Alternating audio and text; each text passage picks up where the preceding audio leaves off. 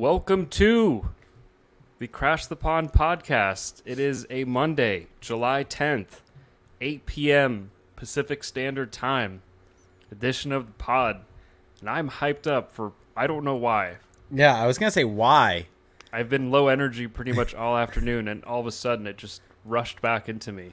This pod just brings the best out of me. You know, wow. I'm team first. Wow. Play for the name on the back, not the front. Oh, wait. Wow. Other way around. Other way around. Well. Playing for Sakar, not Crash the Pond. I just made a fool of myself. That's you okay. did. You did. That's okay. Get it out of the way early. Take the early L. Yeah. Well, Jake, how are you? I'm good.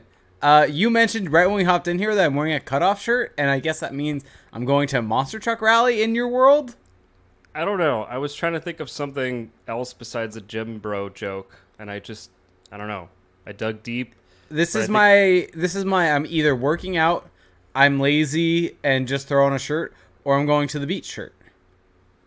Yeah, you're so for those who can't see, for those who aren't either watching live or watching on YouTube. I'll stand up and model it. Why not? I don't think anyone wants that, but okay. Okay, Jake is wearing a cutoff t-shirt with some serious side chest going on and a corduroy hat. And I just don't know if anyone needed that little spin around. I don't know. You brought the spawn yourself. But I'm glad it happened. Okay. I'm glad it happened. But yeah, I just think that your styles right now are kind of confused between two worlds of. Are they? It's a Mammoth Mountain corduroy hat. Of gym bro and hipster. So anyway, all that to say that I'm glad you're enjoying yourself. I'm glad you're enjoying your summertime and really embracing the vibes. That's important. Yeah, it's summertime. Sun's out, guns out. Yeah, and I think that this week will be a nice, we're going to take a breath this week, to quote one great Pat Verbeek. This is going to be a fun one. We're just going to have a good time here. We're just going to have a little bit of shooting the shit. Yeah, we're going to let our hair down. We're going to take a breath, insert whatever other Pat Verbeek cliche he used on his free agency day presser. But really, there's not a whole lot of substantial news to get into over the last week. No. But so this is going to be a change of pace because the last two podcasts, I think, have been draft and then free agency. And I don't think we're going to top we're not going to top those podcasts in terms of viewership, listenership, and that's okay.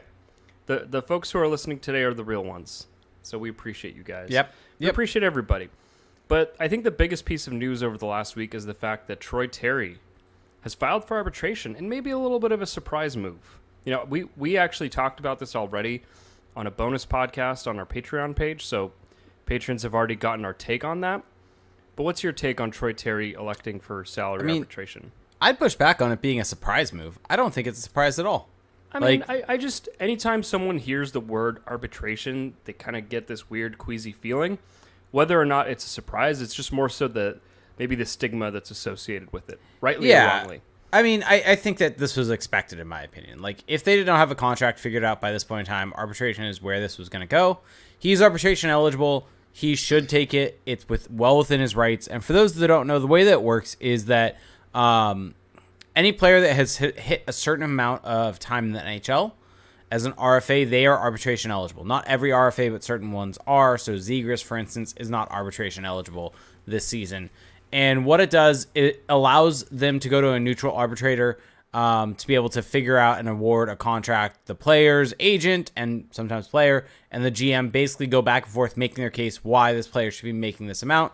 The arbitrator eventually settles, gives out a value for what the contract will be, and then the party that was not the person that started the arbitration or elected for it, in this case the Ducks, gets to pick whether it's a 1 or 2 year term. Yep. And so all that's to say is I think August 2nd is the date it was set for today. If the Ducks do not settle on a new contract with Troy Terry by August 2nd, then it will go to arbitration, and they cannot actually negotiate anymore during arbitration. Once arbitration begins, that's it, and it will be most likely a 1 year deal because there's no way the Ducks would go with a 2 year deal walking Terry to unrestricted free agency. So that all sounds like scary, and so I get why some people who may not kind of pay attention too much to it might be the alarms might be raised from that. You should have empathy. But this is kind of standard procedure for guys at this level. They're arbitration eligible. They're going to elect for it. It's well within their rights. It's their CBA negotiated rights to be able to do this. And it's the only leverage that they really have. And so now that date's been set, what is it? Deadlines make diamonds? Is that the phrase that people do? Sure. Now there's a deadline that the Ducks have to work to get a contract done. And I would imagine that Pat Verbeek, he's mentioned it, I think, with Sonny Milano last summer, was that he knew what number the arbitration would end up at, and he just was not comfortable with Sonny Milano at that number. And so he thought it was better to just not offer a QO, let him walk, than end up with him at that qualifying or at that arbitration number. We could argue about whether that was a wise decision or not. That's a whole different conversation. I agree with that completely that it's not. But that's all to say that they know what number the arbitration is going to end up at. There's no way that they don't go into this understanding what the case is going to be. We have Evolving Hockey's projection model. I guarantee there's something similar, and that would go to the they could use that to figure out where the arbitration would end up at.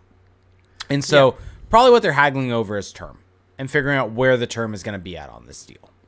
Well, here's my question to you. Yeah. Where do you think? So you think that the disconnect is term? Do you think? Yes.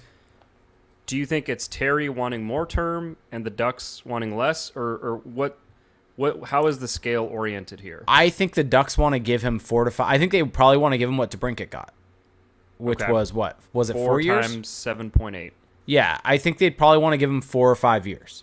I think they'd want to give him a deal that walks him until he's 29 or 30. They're getting his prime age years, and then what that does for this team is that if they want to walk away from Terry at that point in time, because now they're having Leo Carlson on bigger deals, Zegras is going to be on his big deal. McTavish is going to There's a lot of players that are going. There's a lot of players that will be coming up around that time, and so that allows them to free up cap space if they just need to walk away from Terry at that point in time.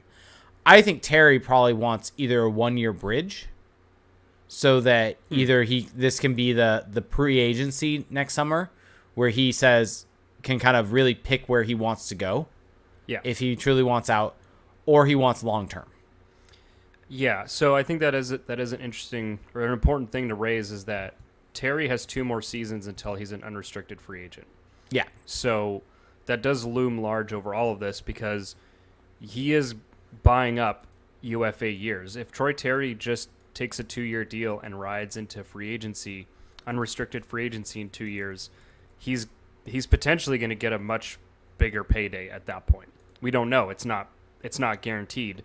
But the way that UFAs go, I mean, it seems like nowadays a player of Troy Terry's ilk almost doesn't make it to UFA, because they get signed to these bigger deals as RFAs before it ever gets to that point. So I think I would agree that the disconnect is over the term. I mean, it could be about anything. We don't really know. But I think that it would make sense for Terry to want the maximum term possible. Yeah. And for the Ducks to want less. Let me ask you this. Do you think that this will get to the actual hearing date? Do you think that do you think the two sides will walk into that room and forego any possibility of settling? No. I don't think it hits the arbitration date. I think that this is settled well before that. I think it's too important to get to that point. And I think that, and I honestly think that, I mean, this could be totally incorrect, but I just have a hard time imagining that the Ducks don't value Troy Terry enough to basically hardball all the way to an arbitration hearing, which, by the way, doesn't necessarily benefit them that much. Like, I don't think going to that date benefits them, because then it's 2 years and then you potentially lose him. Or, sorry, 1 year. At the end of the day, like, that's probably what Terry wants. Terry probably wants a 1-year deal if it gets to that point, because, like I said, I think he either wants a 1-year deal. So we've seen it now, right? You saw it with Matthew Tkachuk last summer. You saw it with Alex DeBrincat this summer. Of guys are 1 year before unrestricted free agencies, and teams don't want to lose that for nothing and aren't willing to ride that out. And so as a result of that, they are essentially able to pick where they're going before they become UFAs. Yeah. And so for Terry, that's the risk you run. And so no matter what, if this goes to arbitration, that's potentially where they're going to be at next summer.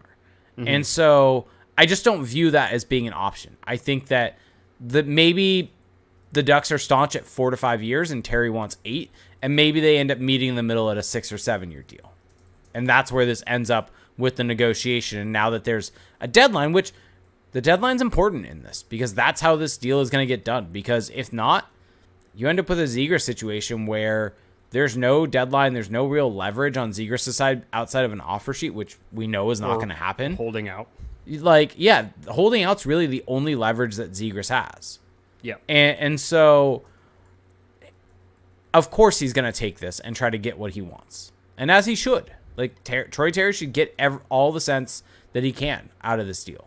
Correct. And so I think that I just don't think it makes sense for the Ducks to get this to that point, because if it's a 1-year deal, like you've alluded to with the pre-agency, this is a situation we've seen play out. I mean, hell, we saw it play out in Ottawa just now. We saw it play out with the Calgary Flames and Matthew Tkachuk. We saw it play out with the Sharks and Timo Meier. And it's just not a comfortable position to be in, because then all of a sudden it hangs over the team the entire year. Troy Terry, I mean, you just don't know which way it's going to go. And again, I think that Troy Terry is very good. I just suspect that the Ducks do value him. I think he is a big piece of this core. I think for the Ducks to really be able to hit their stride over the next few years, Troy Terry is a perfect addition into that. And so you don't want to go crazy and sign a contract that doesn't make sense, but I maybe I'm just being overly optimistic, but I just have a feeling that this isn't going to go down that path. Like, for people that are saying, like, well, none of the other players are that great on the arbitration list, and it's like, Vince Dunn was one of the best defensemen in the league this year, and he's on the arbitration list. So it's not as if this is just all scrubs. There are good players that are filing for arbitration. I mean, didn't Brandon Montour go to arbitration with the Ducks? Yep. Yeah, and that was actually before the new memorandum of understanding where you could negotiate during arbitration and sign contracts before it went to the arbitrator. Yeah. So very interesting, but yes, I think ultimately more of a negotiation tactic by Troy Terry and his agent than actually getting to that point. I think if we hit like the end of this month and a contract's still not agreed to, then I think it's cause for a little bit of concern. Well, yeah, because then at that point you have 4 days. So wasn't it August 2nd? Or 2 days, sorry. Yeah. But, I mean, I could see it going until the very last second. I wouldn't be surprised if it... Because really, there's no benefit if it's 2 days before that or not. Like, as long as... it's just getting it done. It's just getting it done. And so I don't really have a prediction or thought there. I just think that I wouldn't be surprised if it goes to the last second or if it's done, like, within a week. I think that this is their only bit of leverage, so why not take it? Yep. Agreed. Do you think that, I mean, a sort of a different question, but do you view Troy Terry as part of the Ducks core? However you want to define core. It's a good question. Hesitation. Uh-oh. It's mainly it's an age thing, right? Uh-huh. And so the fact that he's 25, going to be 26... I think he's within the core. I think he's in the upper end of that core and potentially replaceable within that because of that. But I think he's within that core. There's a notion that we were discussing in our Discord yesterday of do the Ducks even truly have a core? Yes. Oh, yes. So who is the Ducks core? The Ducks core is, it's for sure Terry, Zegras. Well, now, Terry, Zegras, McTavish, Carlson, Drysdale. Yes, I think Drysdale is within that core. So do you classify core as guys who are untouchable? No. Okay. No. So what is a core then? I think a core is the main group of players that are currently on your team that are being built around. Yeah. And that can get larger also. Yeah. But as of right now, those are the players that I would consider the core. I think you could maybe throw a Minchukov in there. Zellweger. You can maybe throw a Zellweger in there if you want. I think right now it's still a little bit unproven on their parts. I think maybe the only reason why I have Leo Carlson there is just with the profile that he's coming in at. Second overall pick. It's a different level there. Yeah. That I think he has to be in there. Granted, Minchukov 10th overall. Like, nothing to scoff at there. Yeah, and I mean, but even, different even level Mason of prospect. McTavish, top 5 pick. So I had Mason McTavish there. Yeah. Well, yeah, but so I think that the Ducks core is at a minimum Zegras, McTavish, and Carlson. Your kind of big three young forwards, and you can quibble with where Terry slots into that. Yep. I personally think he's a part of that, because really his next 5 years are going to be like, he's going to be in his prime. He's going to be at his very best. And I think that the Ducks probably want to kind of section off the contract to be just those years, but that's probably not what he wants. But I think he is a part of that core. And then after that, I think it's an open question. I'm not necessarily convinced Jamie Drysdale is in there quite yet, because I just don't know how much he's really shown to warrant that. And he also just didn't play last year. So I feel like it's more so for me just almost a reputation thing, but that's fair. Yeah, I just think of the guys who have actually shown something. It's Terry, McTavish, Zegras. I mean, some will even debate how much McTavish has truly shown, but I think he had a good rookie year, given that he was on one of the worst teams ever. And then Leo Carlsson is the second overall pick, who could have been a first overall pick in a lot of drafts. So I just think you have to throw him in there. And then after that, it really is a bit of a grab bag. Yep. So. Yep. Yeah. Yeah. Yep. And so the only other thing that really happened this week, because we have a lot of questions, I think, so we'll start getting to those in a bit. But the only other thing was the development camp was this past week, and it ended with a scrimmage on Friday. I was not able to really watch any of it, but I think some of the takeaways I saw from some people is Yegor Sidorov was really having a blast out there, having a good time. Pavel Mintyukov was fantastic going in both ways, getting back defensively and going offensively. But I think the one kind of big takeaway I have from this overall is that this is a 3-on-3.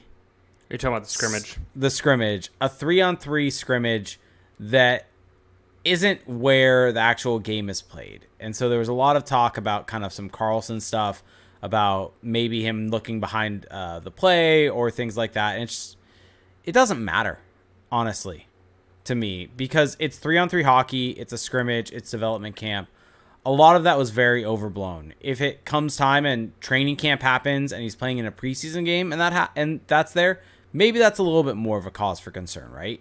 But even then, he's not really like a finished product. He's not a shoo-in to be in the NHL next year. So if he struggles a bit, that's okay. That's part of it. Yeah, exactly. And so there's development to his game that was still needed. And whether that happens in the NHL, AHL, SHL, CHL, wherever it ends up happening, that's still needed. Yeah, I didn't really even want to talk about this at all, but because I wrote a Leo Carlsson article, so I got a lot of responses over the weekend that were like, oh, well, he looked lazy and unmotivated or lacked energy in the 3v3 scrimmage on Friday. I'm definitely forcing you to enter a conversation you didn't want to. I saw multiple responses about that, and I'm thinking, okay, if multiple people are thinking this and multiple people are seeing this, and this is all based off of Twitter, of course, then maybe there is a little something to that. And so our good buddies at Late Arrivals podcast had Chris Peters on yesterday. Shout out to them. Who we had on last season, so he's a friend of the pod. And they kind of brought this forward to him, this kind of dumb pushback on Carlson because of development camp. And I think his response to development camp and putting any stock in it was perfect, which is that, development camp is more about getting all the guys on the ice together with the team's coaches, development coaches, getting them kind of comfortable with the area, with just getting to know each other, the organization, it's almost like a photo op in some ways, it's more about getting the guys comfortable and just seeing where they're at in certain key metrics with some of the on-ice testing than it is about really anything else. I mean, a lot of the guys aren't even wearing their own gear. Like Leo Carlsson talked about that. Yeah. And I think Chris brought up, I forget which prospect it was yesterday, but he said one guy just had his own skates. Everything else was brand new. And so this is just not a comfortable situation for anyone. I mean, if you think about Leo Carlsson's last few weeks, flying over from Sweden, the crazy journey that they had to take, him and his family had to take just to get to Nashville with all the weather issues for flying into there. And then you're out here in Anaheim. I just can't imagine that that anyone, not even just him, is at 100%, just energy wise. And so is that excuse making? Even if it is, this development camp doesn't matter for these kind of big takeaways. Like I said, it's not really meant to be anything more. No one's ever looked back and been like, oh, that development camp last year, I remember that. I remember that was when this guy became a star. No. Like, that's just not how it is. And it also just doesn't help that this was a 3-on-3 scrimmage, like not even real hockey. You know, it's a skills competition at the end of the day. So I just let's say that he had shown out, and let's say that he had really gone off. I wouldn't be starting to go on a parade and telling everyone that Leo Carlsson's going to make it to the Hall of Fame or something. Like it's one very small data point. The case for his potential was made over the last 2-3 years, and I just don't think anyone should be writing this guy off or really getting concerned because he looked a little tired in a 3v3 scrimmage at the end of a hard week. At the end of a hard 2.5 weeks. So exactly. Move on. The only other takeaway I think I had from this was Duckstream put out a podcast and they had Matt McIlvaine on, and it was a really good listen and really fascinating to listen to him talk. First off, just kind of overall systems, things like that, what he was seeing so far in development camp, things like that. The other thing that I think is worth bringing up and worth mentioning is way back when we talked about hiring Matt McIlvaine, right? We had mentioned that we would think that whoever the Ducks hired as a head coach would mesh with Matt McIlvaine, right? Have similar views on hockey, similar views on everything, things like that. And so Matt actually brought up the point in the interview that Greg Cronin, there was like some sort of agreement with the Islanders when Cronin was still there. And I can't remember if it was the team that Matt McIlvaine was the coach of in Austria or when he was an assistant coach in Germany. I think assistant coach in Germany. That there was almost a mutual agreement where they would send some people over during the Islanders training camp to observe and help and watch and things like that. And then Greg Cronin would go back to Germany for 3 weeks for their training camp. And they did that for about 3 years. And so him and McIlvaine ended up having a pretty good rapport together and talked a lot about hockey and things like that. And he's like, we have very similar views on the game and it's really going to work well together. Sure, we're going to have different tactics in terms of how we specifically approach players, our specific ways of coaching, but the overall concepts are going to be the same. And that's exactly what you want to hear. Yeah, I think that is interesting because you could ask yourself, why does that matter? I mean, these are two teams playing in two different leagues with different goals. I think that what that shows, and if that was a factor in the hiring at all for Greg Cronin, is just that the Ducks are taking potentially are taking a very holistic approach to the next couple of years where they're trying to really, and I think that this is a very, admirable goal, which is I think that the Ducks, if we're going to put stock into all of that, which, you can or you might not, we don't know, but I think the Ducks are trying to build an actual culture, to borrow like a football term, like build a program. Because if you look at the last, 3-4 years, it's been really disjointed. You've had a revolving door of coaches down in San Diego. You've had a team at the NHL level where development hasn't really gone that great, where development hasn't always been prioritized. There's been a lot of losing. And so I think that it's really important to start building something. And this is going to come up later, but I think that's maybe part of the reason, at least, why the Ducks aren't taking these flyers on kind of 1-year reclamation project type guys. Because I think that they, again, this is just my own interpretation, but I think that they really want to build something from the ground up and really kind of pivot this thing forward. And Greg Cronin and Matt McIlvaine seem like exactly those types of guys, and they have that pre-existing relationship. So I think that's very interesting, but I think it's also very important, just given how, I don't want to say how much of a waste the last few years have been, but just how kind of disjointed and fruitless they've been. Yep. Yeah, so that's kind of it on that. What else do you want to touch on before we get to questions? Well, I guess that the other thing that people are going to be wondering about is Trevor Zegras and Jamie Drysdale.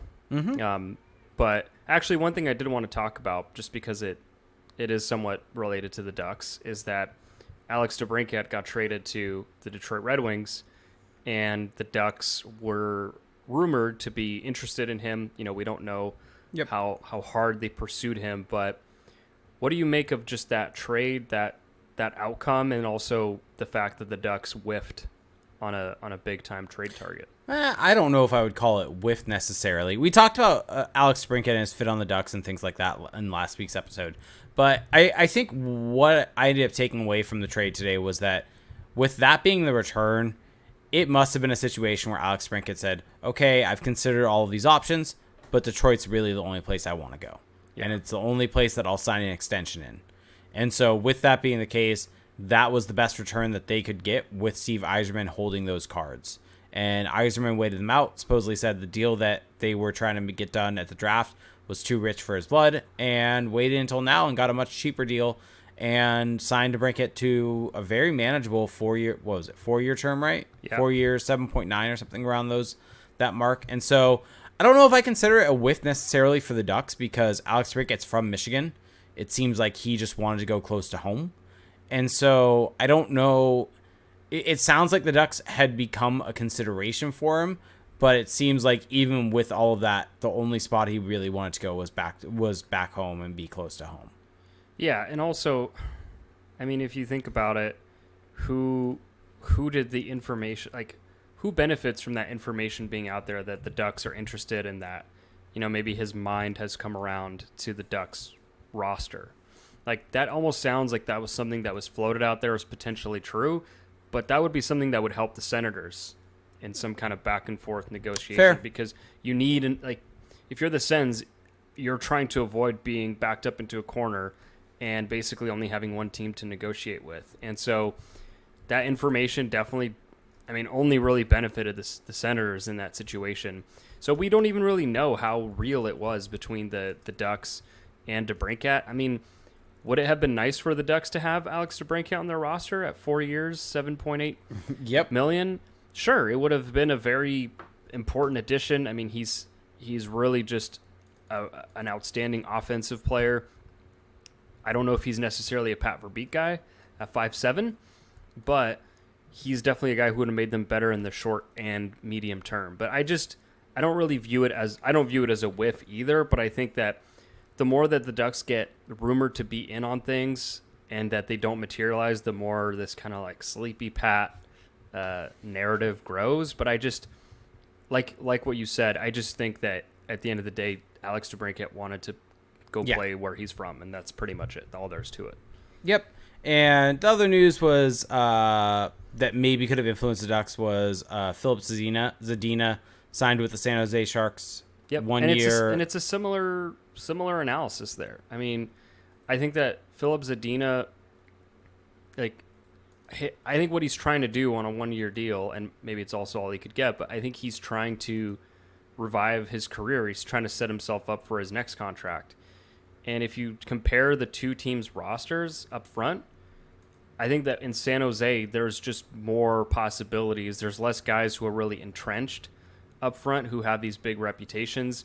Whereas with Anaheim, you look at that forward group, and it's just hard to see where Philip Zadina really gets a shot. So maybe it is a whiff by Pat Verbeek. Maybe he was pursuing him, although we have literally zero information about that. Yeah. Or it could just be that Philip Zadina just wanted to go play for the Sharks, that was just the best fit for him. And I would actually agree with that. I think that the Sharks make more sense for him than the Ducks did.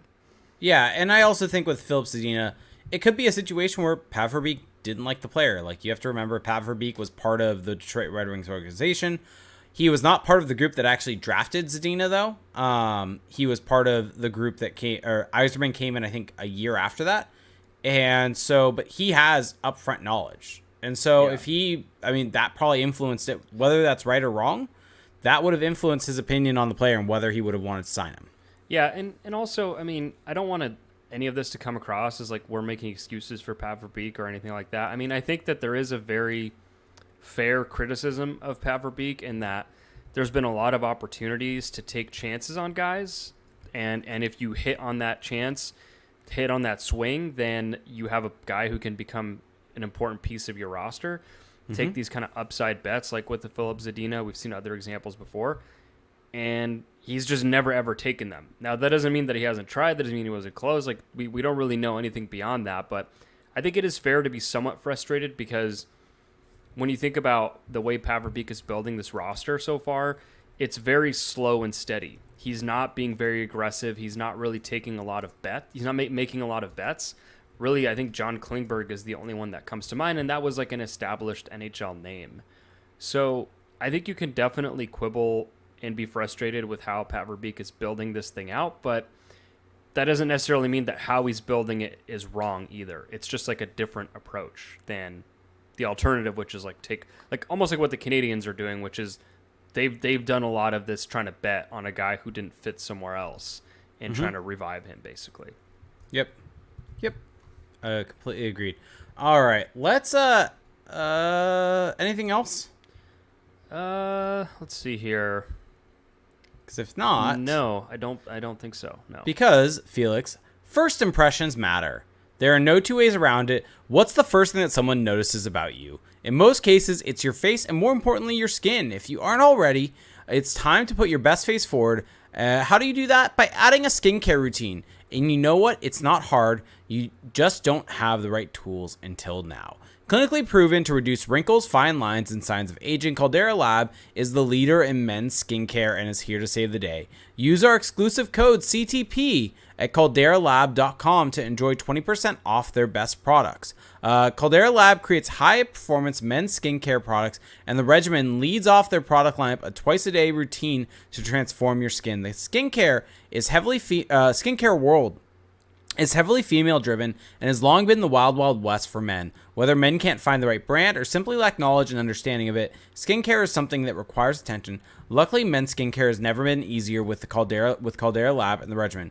Inside this bundle, you'll find your skincare dream team. The clean slate, the base layer, and the good. The clean slate starts and ends your day. The face wash leaves all your skin refreshed. The base layer is your daily moisturizer that hydrates your skin and absorbs it fast, leaving you with a matte finish so that you can start your day confidently.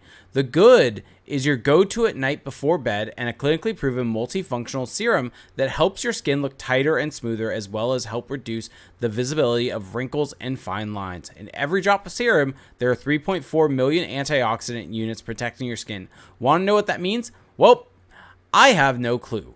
But it must be good though, right?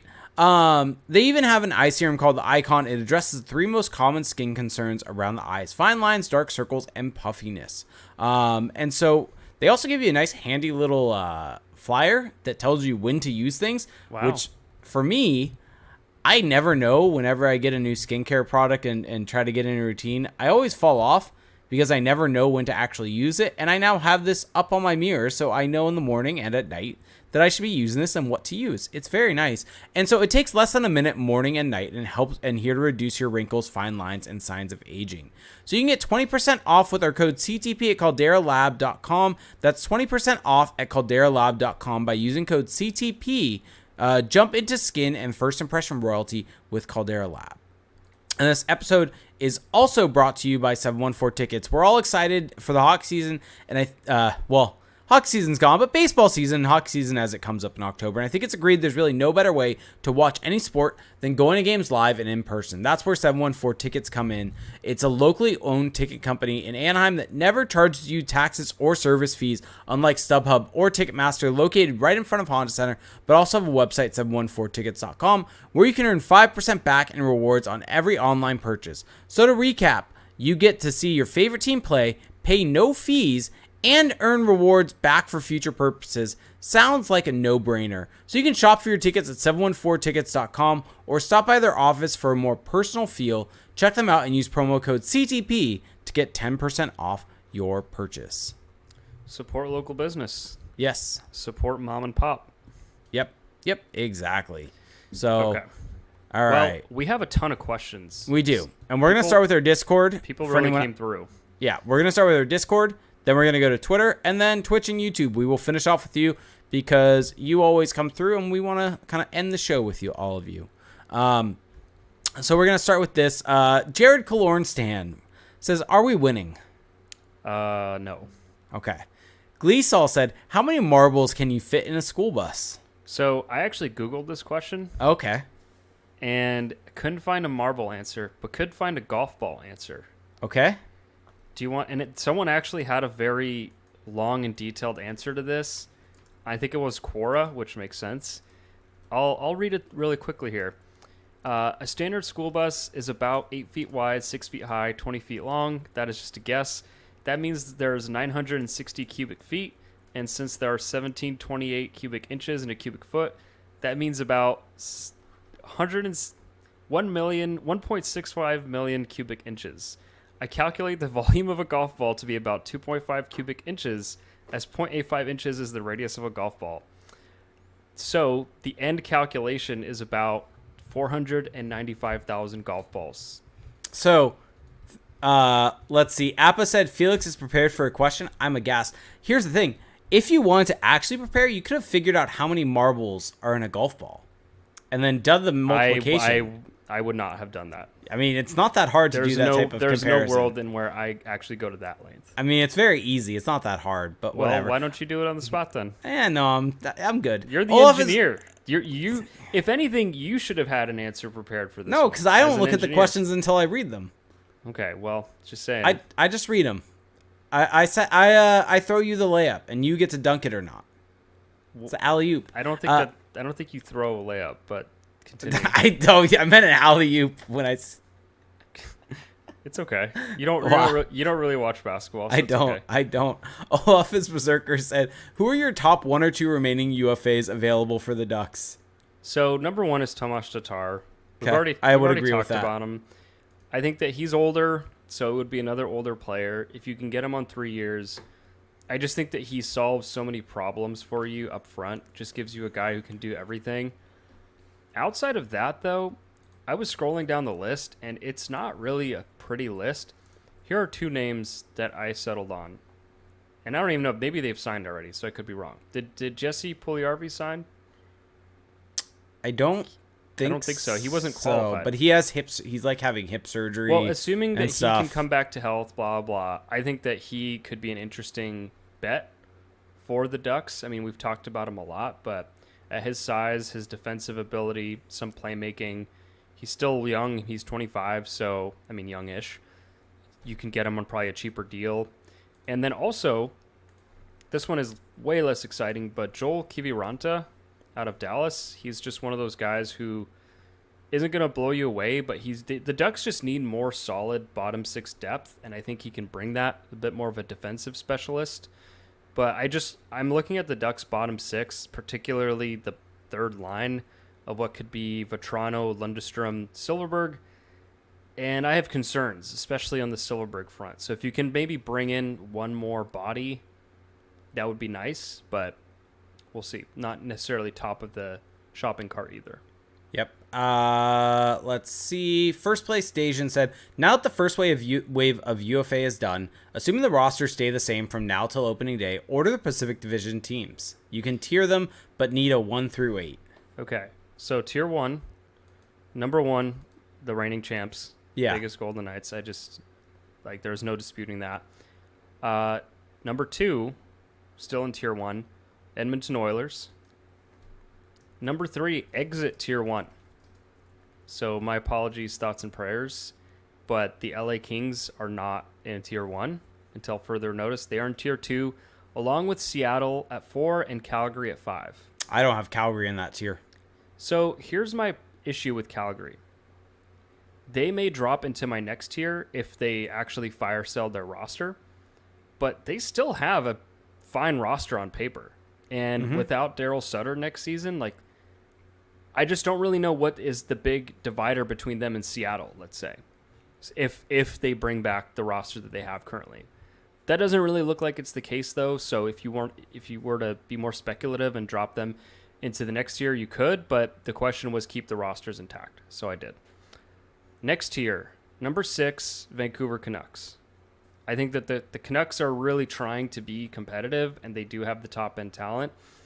I don't think that really gets them into the tier 2, but they might be competitive. Number 7. Who do you think I'm going to go with at 7? You're going with Anaheim. I am. Yeah, I would flip Anaheim and Vancouver personally. No, I don't think the Ducks, as currently constructed, are better than the Canucks. But I have Anaheim 7. I think that they're better than the Sharks because if you look at the Sharks roster, I also am being a little speculative in that I think they're going to trade Erik Karlsson. So their roster is going to get a lot worse. It's already just kind of a shell roster. I think that the Ducks are actually trying to build something, whereas the Sharks kind of aren't. So that's why I have the Ducks ahead of them. I also should mention, to your point about Vancouver, I have the Ducks in the same tier as the Canucks. So 6 and 7 are in the same tier. So if you want to flip them, you can go ahead. I won't really fight you too much, but I think the Canucks are just a little bit better right now. So, yeah, I think for me, Vegas, Edmonton, and then probably Seattle, LA. I kind of have Vancouver, Calgary. You have Seattle above LA? I think so. Based on? I don't know. My Okay. bias against the Kings? I don't know. Okay. I'm shooting from the hip right now. Okay. And then I have Calgary, Vancouver, Anaheim all in a similar tier because I just think Calgary's on the downward spiral. Yeah, but the roster, again, as currently constructed, fair. better than both Fine. of those other teams. And then San Jose dead last. Yeah, I mean, I think the Sharks could be maybe 7 because they are. I mean, they got Philip Zadina, Anthony Duclair. Like, maybe if their young players take a step forward, like, it's not out of the question, but their blue line is just so bad that I can't have them above that. Yep. All right. Here we go. Co-champion Bastard said, is Yegor Sidorov already the face of the Anaheim Ducks? He's been the face for the last, 2 weeks. Yeah. So, there you go. I would run through a wall for that man after his interviews. Let's see. Keenan Deal said, how sad are you that the Ducks couldn't get DeBrincat, and are there any decent trade chips left for the Ducks to pursue? Are any other moves to be had just nibbling around the edges? I mean, we talked about the Flames. Noah Hannafin would be a big one. Elias Lindholm. Elias Lindholm wouldn't make a lot of sense. Would or wouldn't? Would not. I mean, I get that he doesn't necessarily fit the age, but That's Pavel why. Beek is also signing dudes who are close. Yeah, to but 35. he's not giving up assets for them. There's a difference. He's giving up cap space and he's term. giving up cap space, but he's not giving up prospects along with cap space. Yeah, There's a difference. I wonder how much it would take though to get Lindholm out of Calgary. A lot. Probably not a lot because because trades never end up being a lot. Like when's the last big name that actually got a big return? Kachuk, Eichel. I honestly think Kachuk might be the only one that's like a true big return, and maybe Eichel too. Eichel's a big return also. Like look at the Timo Meier return, just a bunch of nothing. Yeah, I think that Timo Meier return was better than you're saying it was, but it was not as good as those other two though. Yep. And then I was gonna say Brett Pesce. Yes. Brett Pesce. Okay. Let's see. CZO said, "Will George Michael ever dance again?" Do No. you get do you get the reference? I think I might, but I'll just say I don't. Sadly, he will never dance again, seeing as he passed away. Okay, well. Yeah. Olafus Berserker said, if Paverbeek was going to throw an offer sheet out there, who do you think he would target? Well, if you look at the guys who he could, it's not a very exciting list. Mm-hmm. What about like Keandre Miller or Evan Bouchard? Evan Bouchard would be the interesting one. I know that Edmonton doesn't have the space. I know that folks really think that the Ducks' blue line is kind of set, but it's still very speculative. You don't know how many of these prospects are going to pan out, and so bringing in a Bouchard or a Miller, someone of that kind of high upside ilk, would be a really great way to solidify that group, and then you have an excess of D-men that you could end up trading.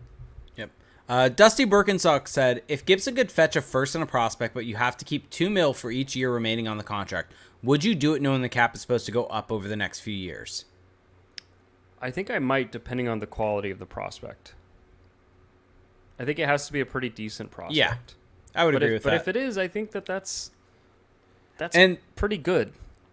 By the way, there was some conversation on the DFO show about linking John Gibson to the Devils. Is it linking, or is it just that's the only team left that makes sense? That's more so it probably. Yeah, I wouldn't call it linking. No. Yeah, fair. But sure, the Devils are the only. I mean, they're kind of the clearest left contender for Gibson just because of the way things have shaken out. But yeah, I don't know if that's really anything more than just speculation. Ken and Deal says, does missing out on DeBrincat change any of the calculus when it comes to term for our pending RFAs? Does it give the Ducks enough room to be legitimate suitors for Matthews next year? So, I don't think it really changes anything. I think that in terms of the RFAs for the Ducks, I don't think so because I think you're maybe for Terry, that might be the only one. I think for Terry, it does change things. The fact that DeBrincat came in underneath where the market probably would have had him from an AAV perspective. But the question is just does missing out on DeBrincat. It's not the DeBrincat contract. Fair. Basically, is DeBrincat not being a Duck? Okay, changing? got it. Yeah. Yep. And I would say no. I don't know if you have an answer or not. But I would say no also. Okay. Yes, it does give the Ducks enough room to be legitimate suitors for Matthews, though. Yeah. I mean, especially if they move Gibson. Correct. Yeah. And they don't retain a bunch of money. Yep. D-Rock said, if Felix could only root for either the Golden State Warriors or the San Francisco Giants for the rest of his life, which team would he choose and why? I mean, how do we define root? Like, I can't watch their games? Correct. Can't watch their games? Correct. That's what we're saying. That's a little rough. Man, I think I would go... Can I go to games? No. Can I go to games pretending to be a fan of the other team? No. I think I'm going Warriors just because I knew you would go Warriors. I like basketball better. I prefer the sport, although that is a very tough one. Yeah. I'd find a way around it, though. No, you would not. Dorian said, who are you more excited to see on the blue line, Minchikov or Zellweger? Zellweger. I think that he's closer to NHL ready, and just the way he plays for me is just so exciting. I think this year Zellweger, I think some of the clips, someone, let me see who had mentioned it, but someone had wanted us to talk about, TM said, can we talk about Zellweger's incredible skating abilities? His edge work is fantastic. Yeah. And so I think I'm just really excited to see that translate to the NHL. I think long-term, I'm more excited to see Minchikov, though. No. Just to be able to see his instincts on the ice and see where that can go. I mean, I'm excited for Mintyukov as well, but Olin Zellweger is like potentially a once-in-a-generation type player. Fair. You know what? I'm just going to go with both. How about that? That's cowardly. Shake and Wink said, I want to know if Bob is gone. Why are they doing the rookie numbers thing still? Who's pushing it, and what other teams still do this? I mean, we both know the answer. Are we free to share it? What? I don't think I know the answer. I just don't think it was a Bob Murray thing. You think it was a higher up than that thing? No, I think it was a lower down. Oh. Who's sewing the jerseys? Yeah, maybe. I think it's coming from folks closer to that. Maybe. But I feel like it could be changed from higher up if they want to. I know that, no. Sorry, I'm backing off on that somewhat. It started at the highest thing because it was a Brian Burke thing. Brian Burke has not been with this organization but for Bob Murray was decades. Following Brian Burke. I mean, less than 2 decades. There are plenty of other teams that have followed suit. I mean, Lou Lamoriello, I think, is notorious for this. Lou Lamoriello is not the yardstick you should be using. I'm not saying that. So he sorry. Said, what other teams still do this? The dude who is signing third liners to 7-year deals the question and forces was, people to shave is not the yardstick. The question was, what other teams still do this? And that's the team. Oh, that's right. I didn't see that part of the question.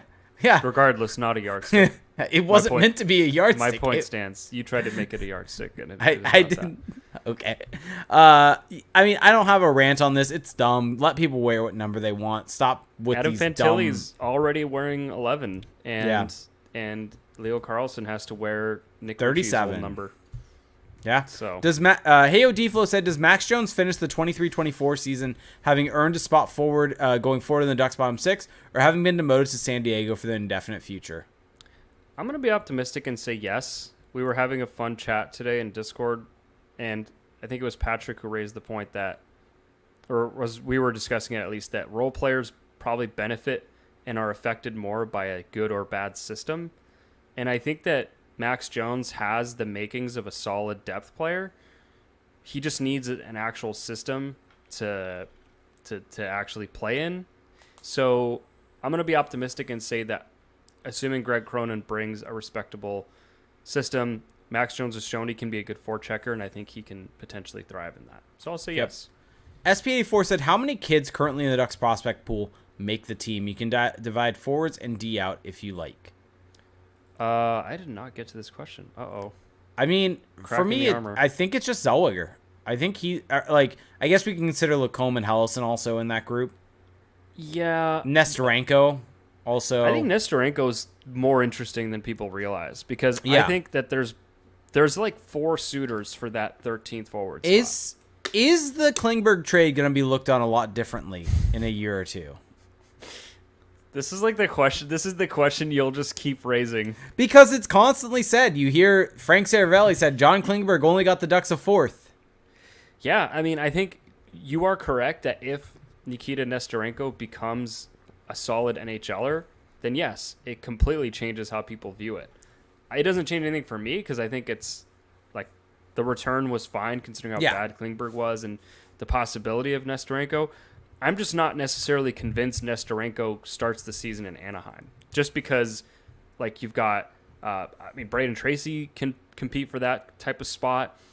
Bo Gru at some point has to maybe get some NHL time, and Pavel Regenda, who people have just kind of forgotten about, but I think Pavel Regenda is a better player than Nestorenko right now. I mean, ideally, Nestorenko would just be on the team anyway instead of like Jakob Silfverberg or take a pick of another veteran forward. So, but I just don't think it's a lock that he's on the team.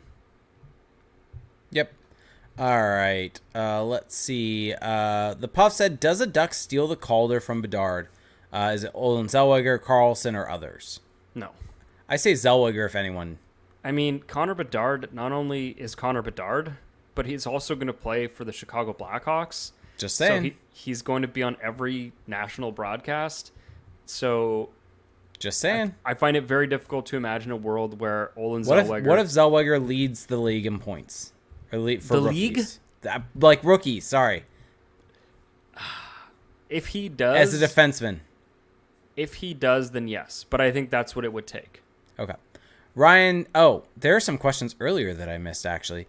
If/when Gibson leaves, where does he rank in the top 10 all-time Duck goalies? Wow. That is a good question. I'll say number 2. Can we assume Dossel is the next starter if we don't get a goalie back for Gibson? And will he rank in the top 10? Okay, I think Gibson's number 2. Behind the guy who actually got it done, J.S. Jaguar. Okay.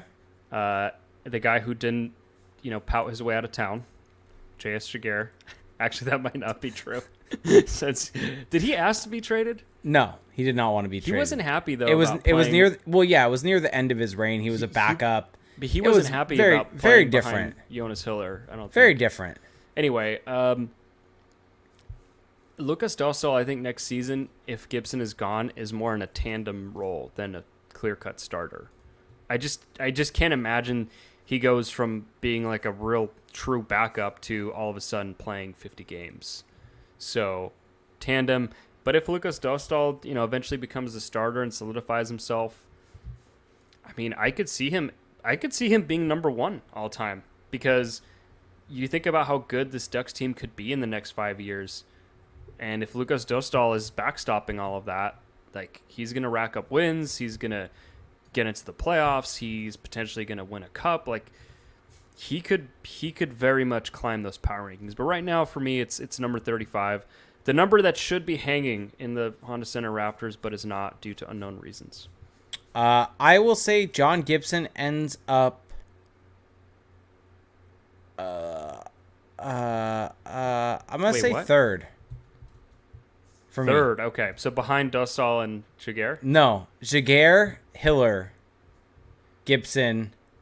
I think I would have Guillet-Bear. I think I would have Guillet-Bear ahead of Jonas Hiller. Do we underrate how good Jonas Hiller was? Jonas Hiller had a really good 3-year stretch.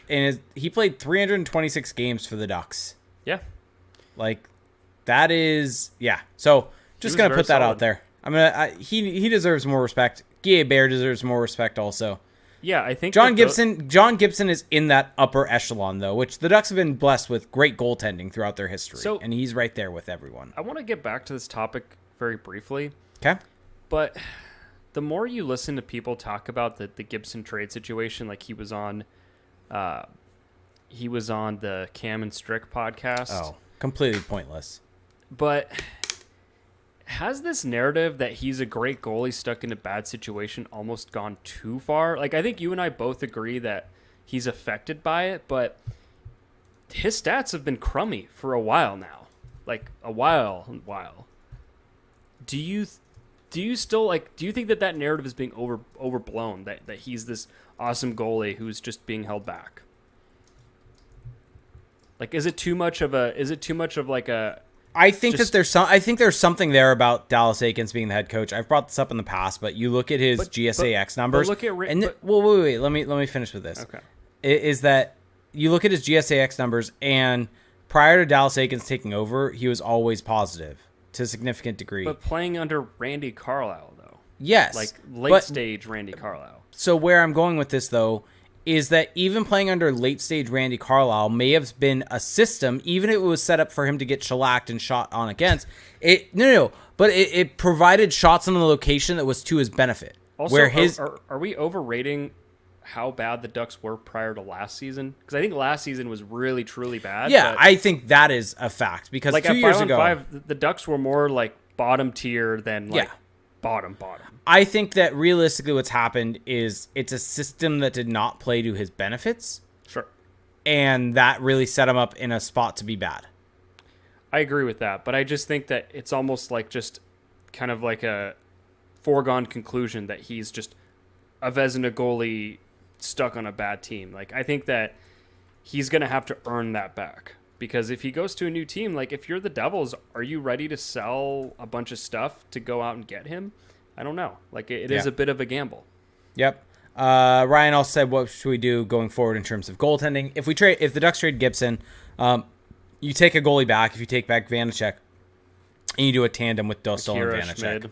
Yeah. They're gonna want to keep Akira Schmid though. I think they wanted to play him in the AHL next year. Is what was gonna happen. And then let me see.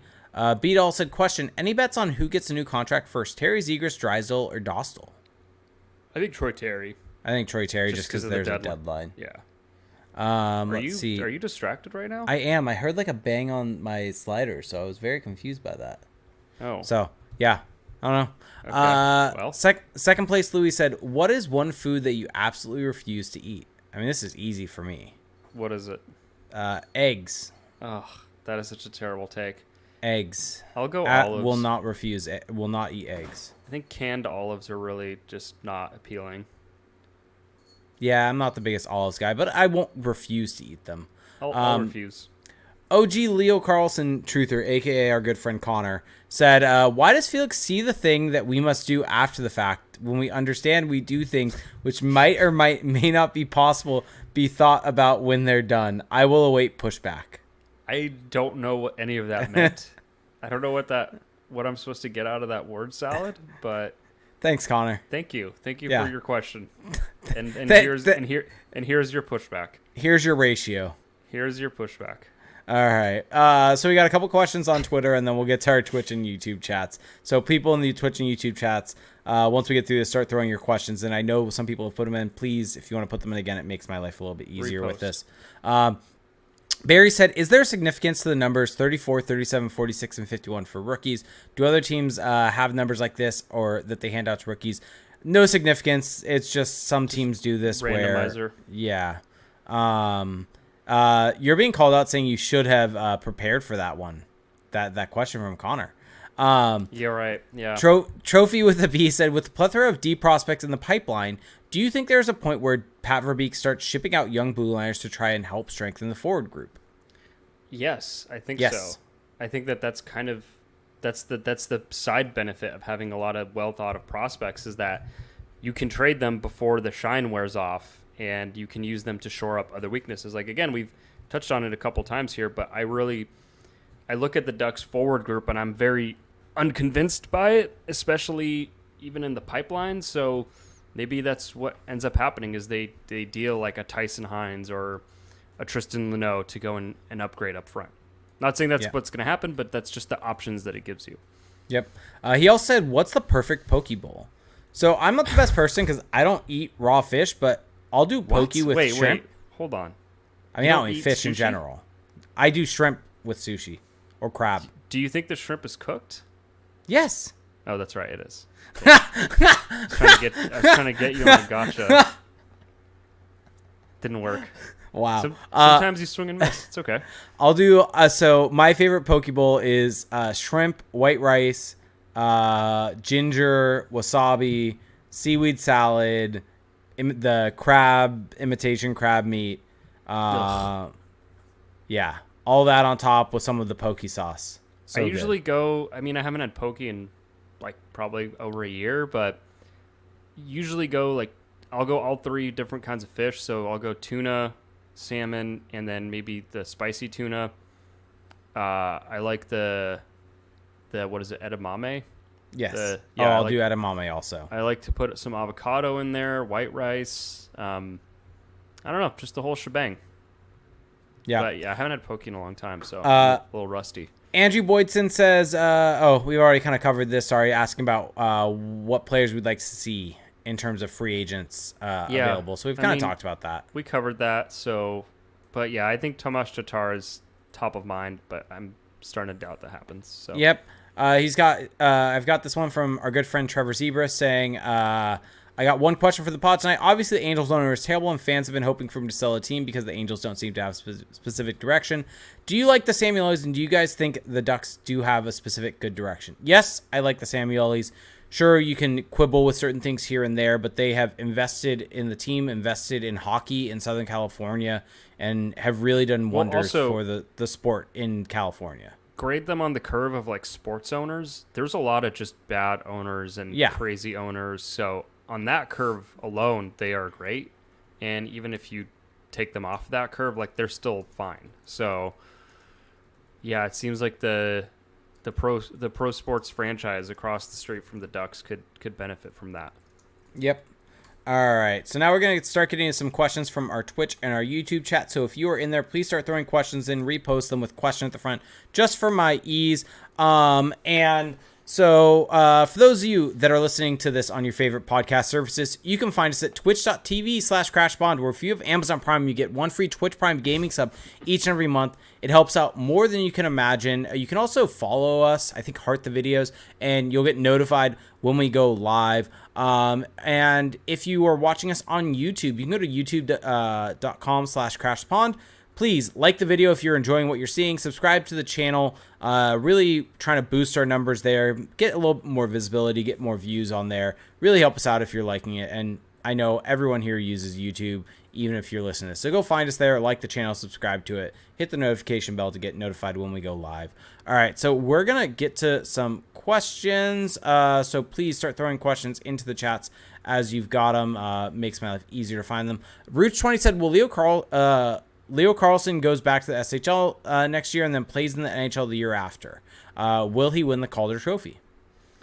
Oh, boy. Who's going to be a rookie that year? Macklin Celebrini? However you say his last name, yeah. You know what? Sure. I think that the thing with Leo Carlson as a rookie, assuming it's 2 years from now, is he's going to be coming into a good situation, presumably. Mm-hmm. He's going to have a lot of help up front.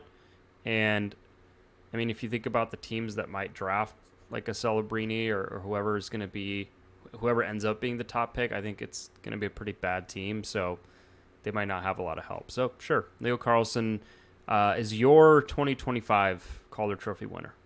Yep. He also said, will the Canucks go Celebrini hunting next year? The Canucks? Yes. I don't think the Canucks are trying to draft in the top 10. I think they're trying to make the playoffs. Yeah. They basically signed every mid free agent. So no, but I think Macklin Celebrini is from Vancouver. So that's 2 years in a row the Canucks could have gone all out to go and get a local hometown boy, and instead they are racing for the middle. Yep. Beat said, question, why is grape nut cereal called that when it contains neither grapes nor nuts? Why is what? Why is grape what nuts? Now? What is a grape nut? Have you never heard of the cereal Grape Nuts? I've never had it, so I can't really speak on it. I've never heard of that. What? I've never heard of that. Yeah, it's a cereal. I just don't think there's a need for grape nuts. I think if you never bought it the rest of your life, you'd be. I mean, I've never had it, so. Yeah, there's no need. Okay. DB Lowry said, question, how can you be the best goalie in Ducks history and get out-goalied by Jimmy Howard? You can't be the best goalie in Anaheim and lose to Detroit in the postseason. I didn't say that Jonas Hiller was the best goalie. Jimmy Hiller? Yeah, Jimmy. I didn't say Jonas Hiller was the best goalie in Ducks history. I just said that he was the second best goalie in Ducks history. Hiller's second best. I feel like you have to give Gibson higher than Hiller just on longevity alone. I mean, it's 100 more games. Jonas Hiller played over 300 games for the Ducks. Sure, but Gibson played significantly more. 431. That's a lot more. 911 versus 916. 100 games is not like, just something to throw away. Do I just go bold and say that Guy Bear's above John Gibson? I mean, I think that's way less bold / wrong than saying Hiller above Gibson. Yeah. Let's see. No, Brizgalov does not make the list. Weirdly, Brizgalov only played 77 games as a Duck. How's that weird? Like, because it feels longer, I guess. I don't know. It's weird that Ryan Miller was a Duck longer than, or played more games as a Duck than Brizgalov. Yeah, so Hebert played 441 with the Ducks. Yeah. So I think that he gets, I think it's Gibson number 2, Hebert 3, and then you can put Hiller number 4. If you want to flip Hebert and Gibson to be, spicy, go ahead. Okay. Go ahead. We have some people on our YouTube chat asking kind of about the OC vibe thing, whether that's Angel Stadium and Honda Center. It's only going around Honda Center. The one that was around Angel Stadium, I think, got nixed because of all the shady stuff with the Anaheim mayor, if I'm remembering correctly. But OC vibe is the one that's going to be, it's basically going to be built in the parking lots of Honda Center. Let's see. Rooch20 said, question, is that why we all have to be mad? What? I mean, I didn't do a good impression. What is he referring to? Oh, is that why you have to be mad? It's only game. Oh, okay. Got it. Yeah. Got it. DB Lowry's like, where does Victor Fost rank?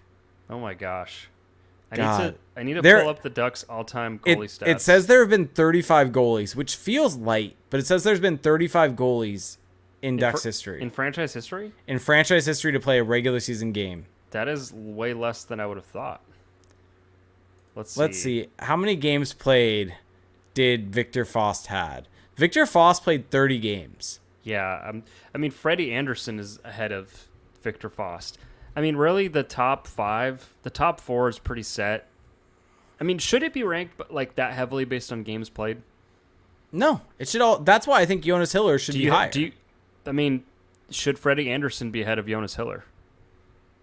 Should Freddie Anderson be ahead of Jonas Hiller? Higher save percentage, more playoff success? I think you have to weight games played in this because that does so rise. Now games played matter. We're talking over 200 games difference. Okay, well, you said 100 was nothing, so I didn't say it was nothing. 200 is massive. Okay, I'm saying 326 versus 431 is not the same as 326 versus 125. What about Mikhail Stalenkov? No, that 897.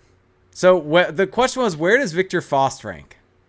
Victor Fost is like 10th, 15th. I don't know. He's not even 10th. What am I saying? I think Ryan Miller would be my number 6. Anthony Stolarz or Victor Fost? Anthony Stolarz. Anthony Stolarz, yes. Okay. Victor Fost or Dan Ellis? All right, now is this productive? Victor Fost I'll or go Dan Ellis because you know what? It's an 8-game difference. So or Curtis McElhaney. Curtis McElhaney. Lucas Dostal or Victor Fost? Dostal.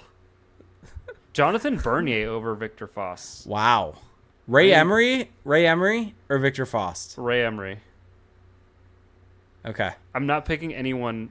I'm not picking Anton Hudobin or Victor Fost. I'm not picking Victor Fost over anyone out of principle. Anton Hudobin? No. Kevin Boyle? Rito Barrow? Remember the like random Kevin Boyle like push? Yes. That happened? Timo Pielmeyer? Oh. Was it one game for Pielmeyer where he let in like 7 or 8 goals? Eero Tarkki? Yeah. There was a while there where the Ducks like had some like prospect goalies that were getting hyped up and they came in and just got shelled. Yeah. Eero Tarkki 7 goals against. Tom Hodges, legend. That's so funny that his name's actually on this list. Yeah. Yeah. Oh man. No. All right. Let's see. Have we underrated Martin Gerber in this conversation? Maybe. He was really good. I mean, he had a 923. 923 in 54 games. Like, that's pretty solid. And the Ducks were bad that year. Yeah, give me Martin Gerber over Victor Fost. I think Martin Gerber gets into my top 10. Yeah. Plant Ranch said, question, what would you say that are the pros and cons of having Minchukov in the NHL next year? Pro is that he's Pavel Minchukov and he's, by all accounts, amazing. Con is that maybe it would benefit him to iron out some areas of his game under Matt McIlvain's tutelage. Yeah. So. B-Dolls with we're in the shit show part of the show, but whatever. Are we? Question: why does Donald Duck wear a towel when he comes out of the shower when he doesn't usually wear any pants? He's drying off. He's still got to get dry down there. I mean, why is he wearing it around his waist like he's covering something? Maybe, what is he covering? What is he doing in that shower? Maybe it's the fact that he's feathered and the water trickles down faster with feathers, so he's what is he trying to hide? Who know. Cares if there's water? I don't know. Maybe there's something in there. I don't know. Christian Batiste said, thoughts on the Leafs development camp hit. Any thoughts? Would you prefer rookies to take it easy on the scrimmage? I mean, I don't know. It was a dumb hit. I don't know if it was a dirty hit. It was just dumb. It was just like, why are you doing that? Like, there's no need. I don't think you really proved anything with that hit, except that you're willing to take your teammate's head off. So. Yep. Let's see. B-Doll said, question: does Wild Wing wear a towel out of the shower? I don't think. No. I mean, we don't know. We've never. There's an actual person inside that costume. So. Yeah. All right. P. Blaster said, question: as a player signing with the Ducks, how much do these guys weigh their decision? High California tax, Western Conference schedule, rebuilding team. I think really the big factor is the rebuilding team. Mm-hmm. And then after that, it's just kind of a grab bag of whatever matters to that person. Yeah. And that's the thing, because I think you see the high California tax brought up a lot with the Ducks. But it's like, why that same argument doesn't necessarily get made about the Rangers. Well, also, Pierre-Luc Dubois just sought out the LA Kings. Yeah, sought out the LA Kings, going for that aspect of it. What's the difference between the Kings and the Ducks? The Kings are a competitive team. Like, every player is going to have their own personal preference here. And some guys will love the fact that they don't have to shovel their car out of the snow in the middle of winter, and their family can live at the beach. Some guys will prefer... Connor McDavid has a heated driveway, so he actually doesn't need to do that. Some guys care about the tax, and they'll go to a different state. It's all depending on personal preference, but at the end of the day, the biggest thing is the team success.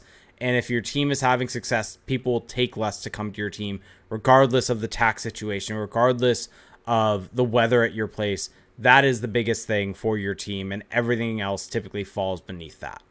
Yeah, like the weather isn't good in New York, but New York is a great town. The team has been competitive for a long time. There's all sorts of factors.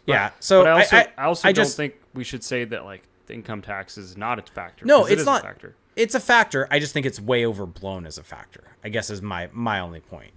Sure. And so it's another factor, just like everything else. People enjoy the sun. People enjoy not having state taxes. There's all give and takes with everything. Yeah. Tobias B said, question: where do you think we will land in the standings with our free agent additions, assuming we have re-signed Terry, Dostal, Zegras, and Drysdale? Where do they finish in the standings? Yeah. Well, give me a point total. What did they have last year? 54? Some ungodly amount. What did the Sabres have this past year? Let me see. The Ducks had 58 last year. Okay. The Buffalo Sabres, let's see, got 91. Ducks ain't getting 91 points. I'm going to say 80. The Senators got 86 points. I'll go like 84. I'll go 86. Okay. Big jump coming. Still a big jump, but on paper, were they truly a 50 whatever point team? Maybe, maybe not. Yep. Let's see. Root said, now that Shattenkirk is gone, who's going to be the one wearing the teddy bear suit? Does the teddy bear suit get retired? Wear a towel? Does the teddy bear suit get retired? It's definitely Max Jones in there. Yeah, I could see it being Max Jones. I mean, or it's Trevor Zegras because he doesn't want to get scared again. That's true. That's a good point. You can't be scared if you're in there. Yeah. Jeffrey Koba said, do we see Adam Henrique traded this year? Yes. What if the Ducks are in a playoff spot? Then no. Which is very unlikely, but let's say that they are. Then probably not. I don't think so, because I think they is weigh... your rental at that point. Yeah, I think they weigh the situation, but yeah. I think he is traded, though. DB Lowry saying the teddy bear costume goes up in the rafters before 35. I mean, 35 is never going up. I think that's pretty clear at this point. Can they unretire 27? Wow. I'm anti-27. You're anti-Scott Niedermayer. I'm anti-27 being in the rafters. Here's the thing. If you want Scott Niedermayer out of the organization. I'm anti-27 in the rafters. I'm anti-35 in the rafters. But if 27's in the rafters, 35 should be up there. 35 has to be if 27's in the exactly. rafters. Like, Scott Niedermayer played how many seasons? 3, 4? 4. 4? Jaguar played, the better part of his career in Anaheim. He led them to 2 Stanley Cup finals. Like, how if 27 is up there? But I just think you have a thing against Scott Niedermayer and John Sebastian Jaguar. Well, why am I being attacked? Acoustic Walrus is saying I hate Scott Niedermayer as a person. Damn. You hate both JS and Scott. It's pretty clear. What do you have against these guys? I have nothing against them. Nothing at all. JS Jaguar made a save without a mask. Ring of Honor.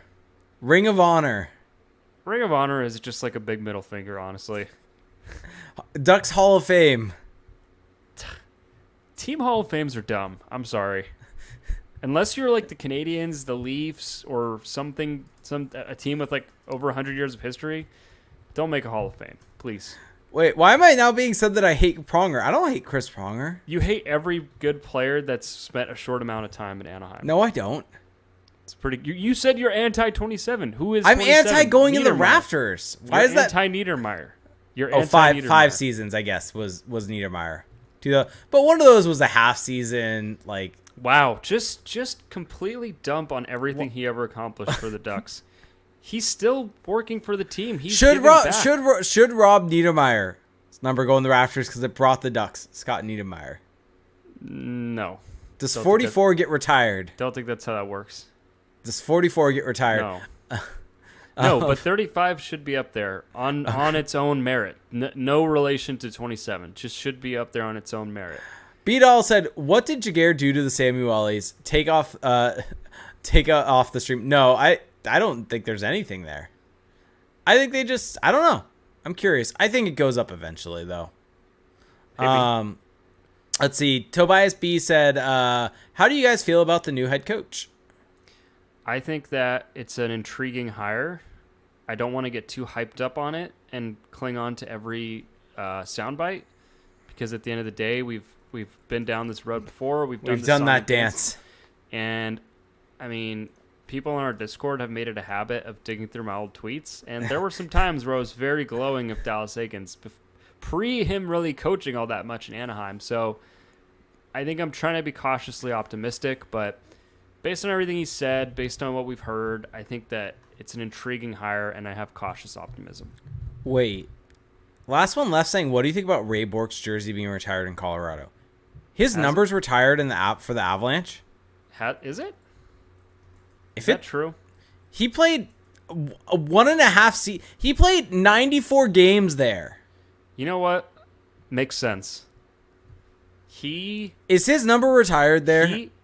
It is. Why? He is Derek Grant played more games as a Duck. Okay.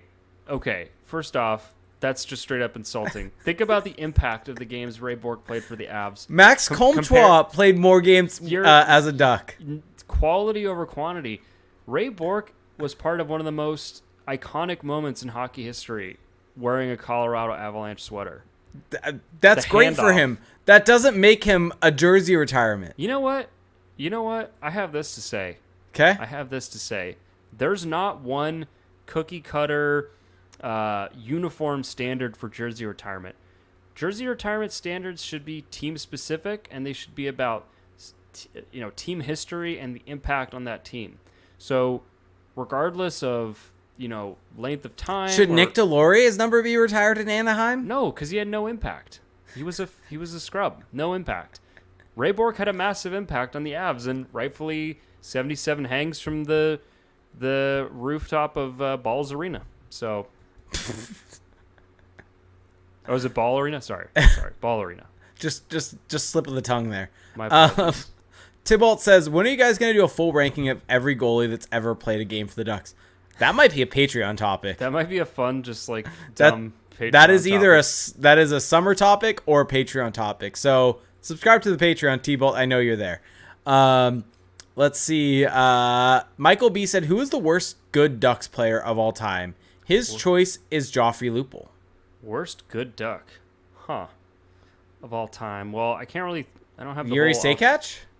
He's not. He wasn't bad. What are you talking about? I don't know. I'm trying to understand the worst good. Worst good. Just like it's almost like overrated. Good player. I mean, I know who you would say. Who? Ryan Kessler. The worst good Duck. Yeah. Cam Fowler. Yeah.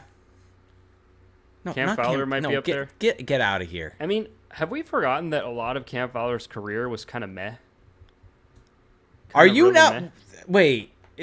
Are you now jumping off the Cam Fowler ship? No, I think Cam Fowler's been great the last few years, but I think before that he was not that great.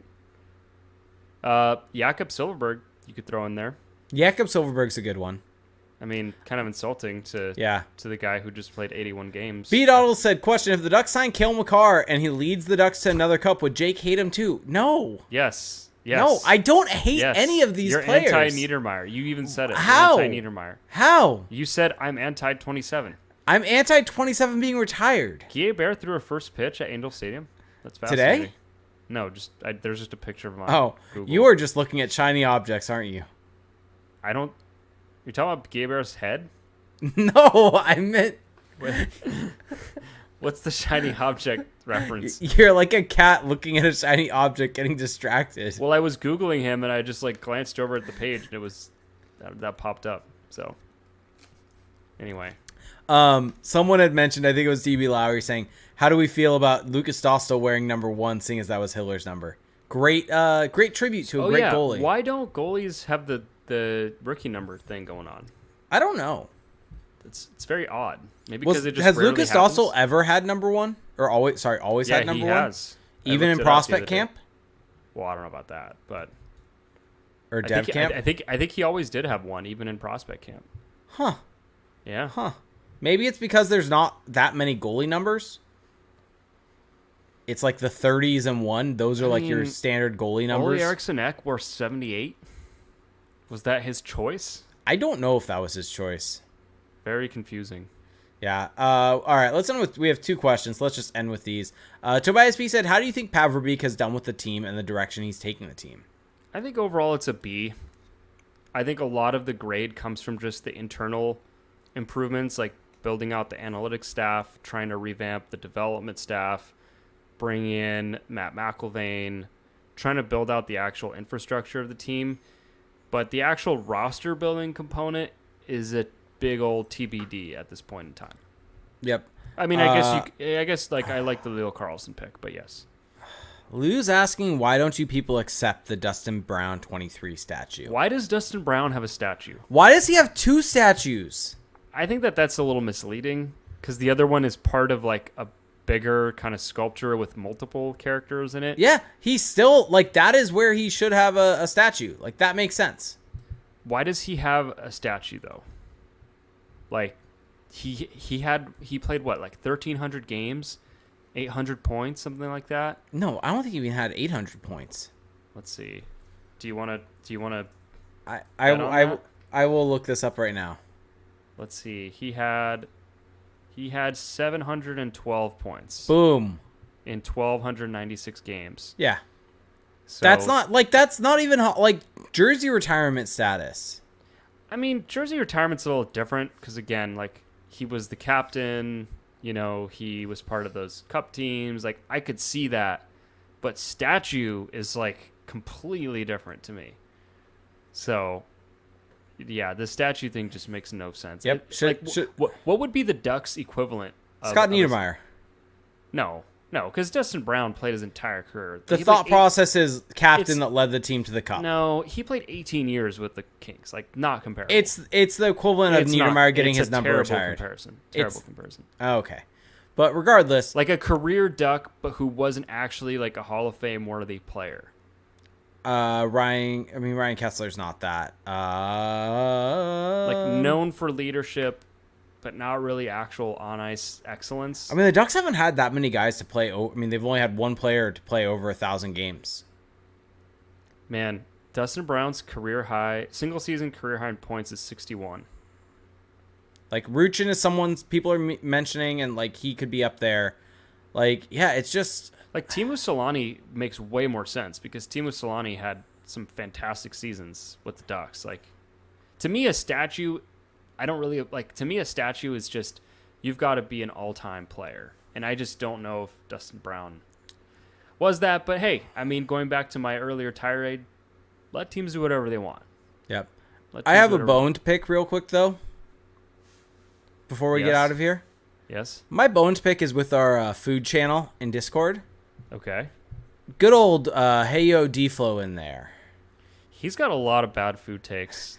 Saying that spaghetti is overrated. It's not. It's not. It's properly rated. It's fine. Yeah. Yeah. Picture like what? Like how? It's how not could you overrated. think spaghetti is overrated? It's fine. And it's just fine. His response was, "There are so many better pasta options. Not to mention, it's a choking hazard." That doesn't mean it's overrated. Also, all food is a choking hazard. Yeah. Twirling spaghetti, though, unnecessary. It's not unnecessary. I saw that take of you. I figured I'd let you out yourself on that one. Yeah, I mean, Lou was hitting on sous vide earlier, which is a great form of cooking. There's just been a lot of poor takes in our food channel lately, and it's, people really going to bat for energy drinks. I just can't get there. Oh, they're good. There's just no need for energy drinks. They're good. Really, ever. Why are people now saying bread's overrated? Do you know what my snack was before the podcast? Bread? A slice of sourdough bread. Yeah. Sourdough bread is fantastic. It's great. Just ate it by itself, not toasted, just ate the bread. It was great. Taurine is amazing. That's what's in a lot of energy drinks. Yeah, Celsius does not have that. Take a taurine supplement instead of taking all these just like cocktails of They taste crap. good. They taste good. Yeah, they're sugary and they make you... Celsius does not have sugar in it. They're sugary. Celsius does not have sugar in it. Are you going to make me look up the Celsius I am. energy drink ingredients? All right, fine. Yeah. Fine. Go for it. I can do that. Okay. I could do that. Why don't they have their ingredients like readily available up front? Why do I have to dig? This is stupid. They're hiding. Are you sure? Are they? They're hiding. They're hiding. I can't find it. This can't be the entire list. It's Meta Plus proprietary blend. Let's see. Is this guaranteeing they never sponsor us? Possibly. Natural flavor. Yeah, not good. Just don't drink it. Have a They're cup delicious. Of coffee. Have a cup of coffee. They're delicious. Have a cuppa. But coffee is harsh. Is it harsh? It's harsher than this. This tastes like orange. Yeah, but that's also filled with things you don't need. It's great. I like it. Yeah, jump in cold water or slap yourself awake, says Duck Lover.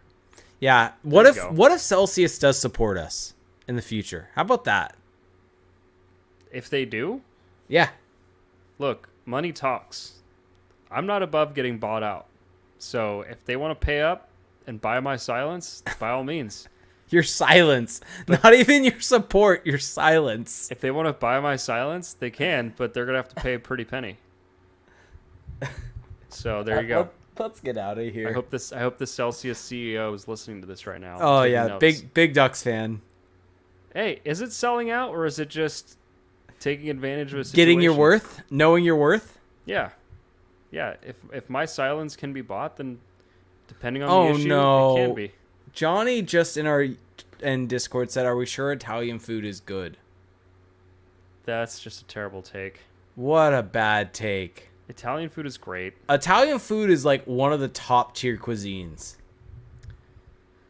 Here's what I'll say though. Italian cuisine.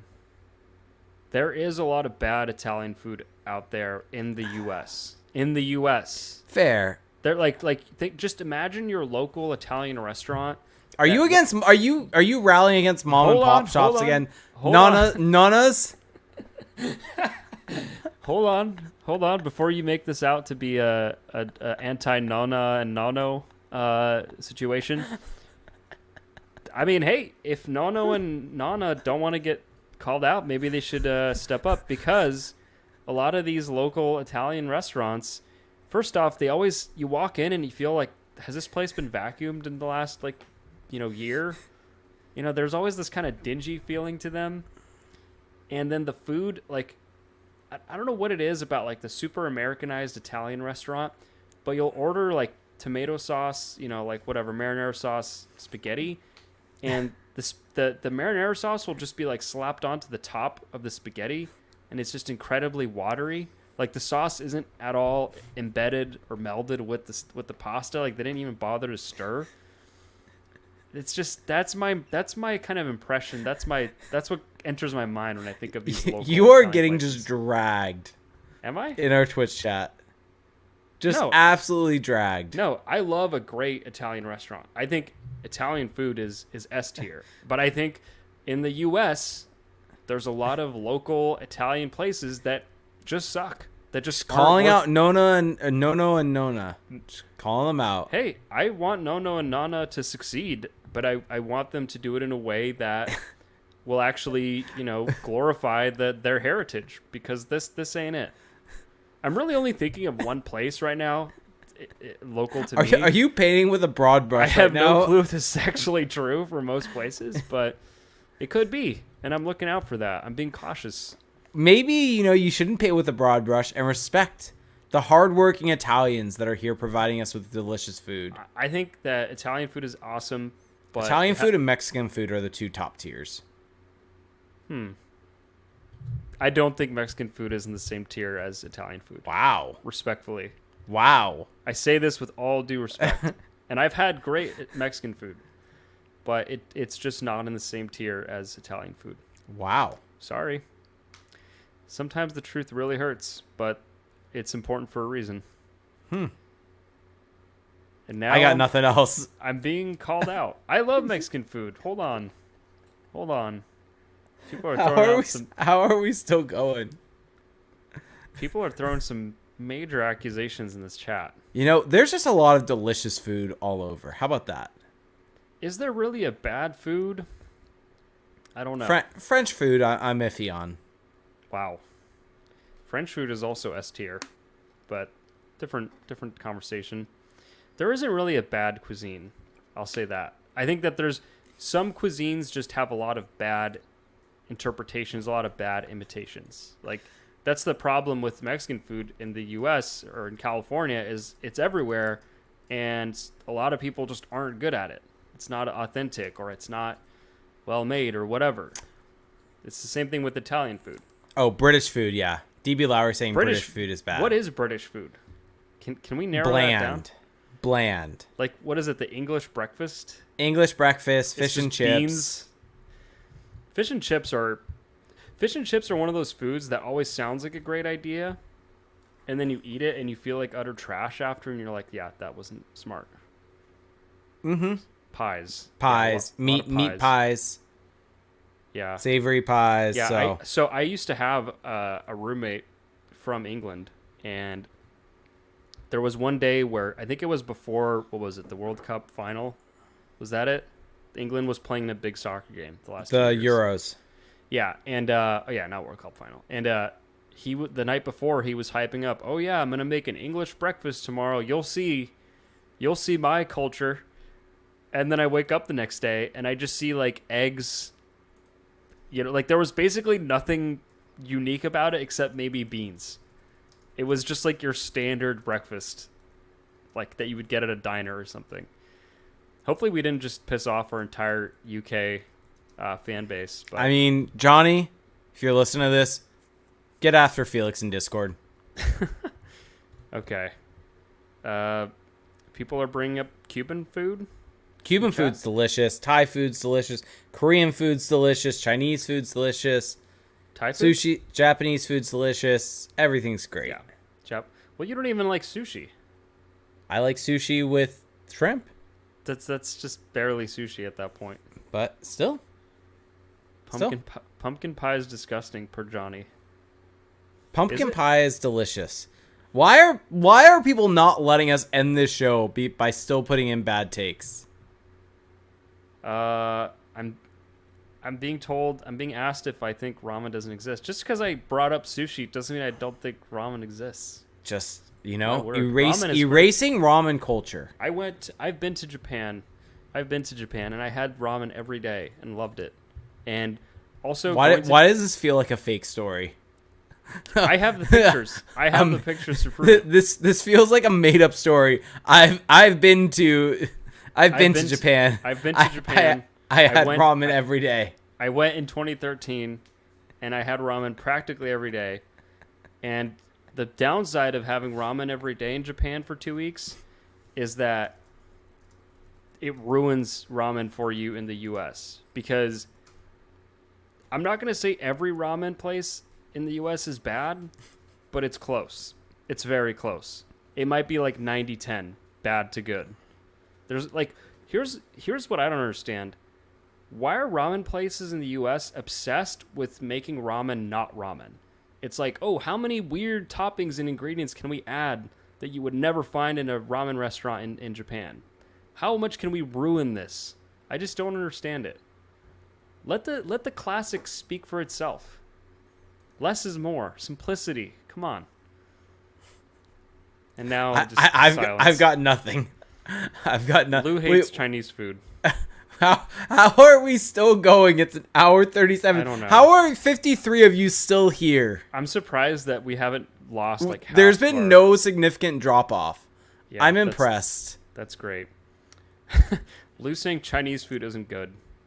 Has Lou ever had actually good Chinese food? I will say, is he just thinking all Chinese food's Panda Express? I went to a Chinese wedding once, had food there, didn't love it. Didn't enjoy seeing full-on birds just fried up on a plate. You don't like quail? Yeah, the optic is just a little rough. I'm sorry. It's a little rough. Now I'm thinking about when I went to Boston, there was a dim sum, or what was it? Not dim sum. All that and dim sum? No, but whatever. It was fantastic.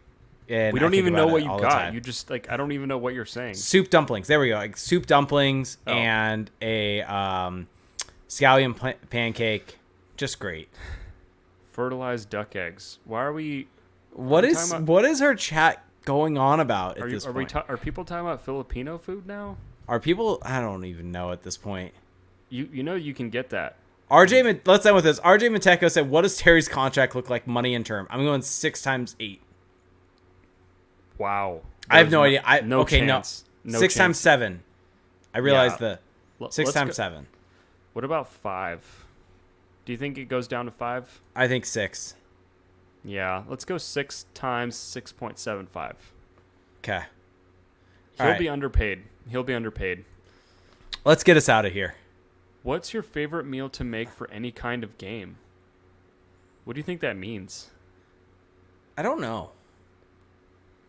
I don't know either. Probably for watching some sort of sport. Wings are always great. Pizza's good. Saying for a game? Oh. Yeah, I mean, if you're going to mindlessly eat while watching sports and you don't want to clean silverware and dishes after, I think pizza is a good call. Even though most pizza is bad. Yeah. Lou was saying, someone asked us chicken wings or pizza? Pizza. Ooh, chicken wings. Pizza. Prioritize protein. Pizza. Are you are just determined not to stop. Okay, let's end this. I apologize. The questions we're going to get to, they're still trickling in, but Lou is just trashing Chinese food in our chat here. Okay, people are actually tuning out now, so we should tune out as well. Yeah. Thank you for listening, everyone. If you want to support our show, go check out our Patreon. Patreon.com/crashthepond. For $1 a month, you get access to our patrons-only Discord server. It's honestly the best, and especially in this day and age where Twitter could fall apart at any moment, and maybe you don't want to go on Threads, maybe you don't want to go on Blue Pie, I don't know what they call it, then check out our server. You're not going to miss any news. You're going to get in-depth conversation, fun bits every single day. Just connect with some of the best people. That's for $1 a month. I guarantee that there are worse ways to spend $1 a month. You can also subscribe for $5 a month, and you get that plus 2 bonus podcasts where we go in depth on broader topics, talk about the rest of the league, the rest of the NHL. We also have more of this kind of conversation that we just had. There's also deals on our page, so you can get a whole year's worth for less than the actual monthly amount. So I think it's like $10.80 for the year for Discord, and I think it's like $54 for the bonus episodes for a year, something like that. So go check that out. You can also leave us a rating and a review on Apple Podcasts. Just search Crash the Pond. We greatly appreciate those. Those go a long way. Find us on Spotify. We're also on YouTube. And also a little question to the folks out there. You can respond to us on Twitter at ReindeerGames91 for Jake, at Felix_Sicard for me. You can also just find us at Crash the Pond. Let us know if you want us to start posting YouTube shorts or clips, because we've been thinking about that. It's a little bit of work, but maybe it could pay off. So reach out to us if you think it'd be worth it, or if you want to help. Maybe you are someone who's really good at video editing and you want to help us out with that. We'd appreciate it, but let us know. Outside of that, check out thesportingtribune.com. I've got an article up there right now on Leo Carlson. I'm sure that I know Derek Lee, our good buddy, who's been on the show, has a great article coming up. So don't miss anything there. And on that note, that will do it for us tonight, guys. Thank you so much for listening, and we'll talk to you next week. Have a good one. Bye.